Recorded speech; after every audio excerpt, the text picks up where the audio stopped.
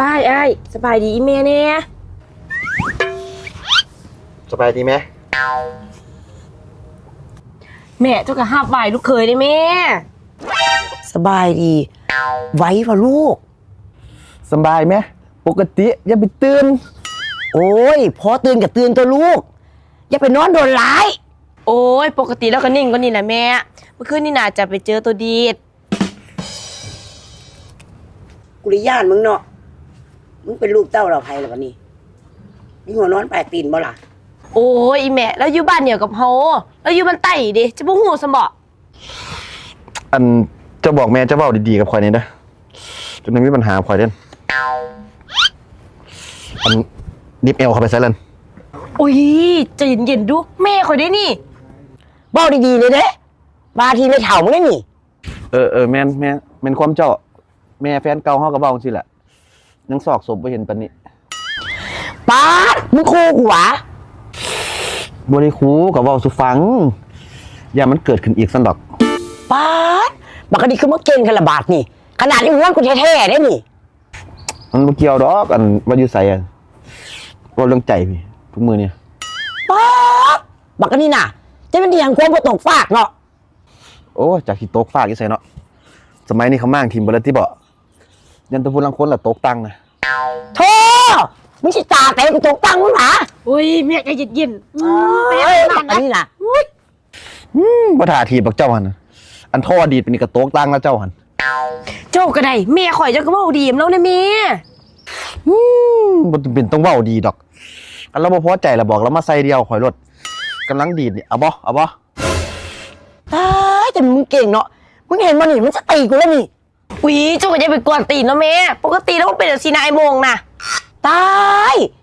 ขนาดเห็นมันมือเดียวน่ะมึงยังเถียงคนแต่มันปับละขย้อนมึงสิเอากับมันมึงสิไปกูไปกินขี้เป็ดขี้ไก่มึงบอกอีลูกเองห่วยเจ้าจะด่าแฟนทำไมล่ะแม่แจ็คข่อยคอได้บ่แม่เจ้าข่อยใส่จากบาทได้บ่จากบาททำไมนะอุ๊ยเจ้าก็ได้แล้วบอกซ้ำนิดนึงคันแล้วบอกหลายก็นี่นะขอสิบอกเจ้าจัดการแล้วเองเขาจะบ่ไหวแล้วจะบอกข่อยเด้อเจอไว้เด้อเว้าหลายเด้อคนนี้มึงเจ้าอยู่ตั้งแต่กูเกิดมาน่ะกูยังไม่เคยเห็นนั่นคนแบบขึ้นมึงจากเถื่อเด้อแจ็คจะบอกแม่จะแม่ขอสิอดบ่ไหวได้เด้อุ๊ยอย่าไปบอกให้เราเดี๋ยวเจ้ากระถือตีนเขาแหละอีแจ็คกูแม่มึงนั่นนี่เบิ้งกูจะเอายีนายนี่จากบาททำไมนะเนาะอุ๊ยเจ้าก็ใจเย็นๆดูเจ้าก็ไปด่าเขาแฮนมาแม่เนาะเจ้าก็ตายพวกหัวต่อเลยแม่สู้สิพากันมานางดานางคู่กูอยู่วะกูแม่สู้ได้นี่โหตีสู้นี่ไปไอ้มึงไปบ้านจะปะถามดูงั้นเล่าเท่าไหร่นี่แจ็คเขาจีซื้อเป็นจูดทิมนี่เด้มึงยังมานั่งเถียงกูสอดได้นี่เงื่อนหลังนี้นะมันซื้อซีทั้งครอบครัวคุณน่ะได้นะโอ้แจ็คอันขอเตะปากแม่เจ้าแล้วขอจังมือได้ป่ะนี่ซื้อ1 แถม 1สำหรับผู้ใดขับถ่ายบ่สะดวกเนาะขี้ยากถ่ายยากเนาะผู้ใดกินตัวใดกับบ่ลงเนาะอันนี้เลยเนาะทีดีวีท็อกเนาะเฮ็ดให้เฮาลดน้ำหนักลดสัดส่วนได้ดีเลยพี่น้องล้างลำไส้ให้สะอาดแล้วยังบ่แล้วเฮ็ดให้ไขมันในลำไส้ของเฮาล้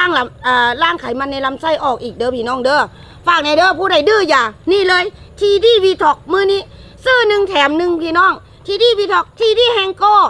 ซื้อทีดีวีท็อกกล่องนึงเฮาแถมทีดีแฮงโก้อีกกล่องนึงตัวนี้มันเป็นยาแก้เมาเด้อพี่น้องตัวนี้เป็นยาแก้เมาผู้ใดที่ว่าดื่มนักกินนักกินยาล้างลำไส้แล้วเฮาต้องกินยาแก้เมาไปนำพี่น้องมื้อนี้เฮามีโปรซื้อ1 แถม 1ไปเลยพี่น้องฝากในเด้อพี่น้องเด้อ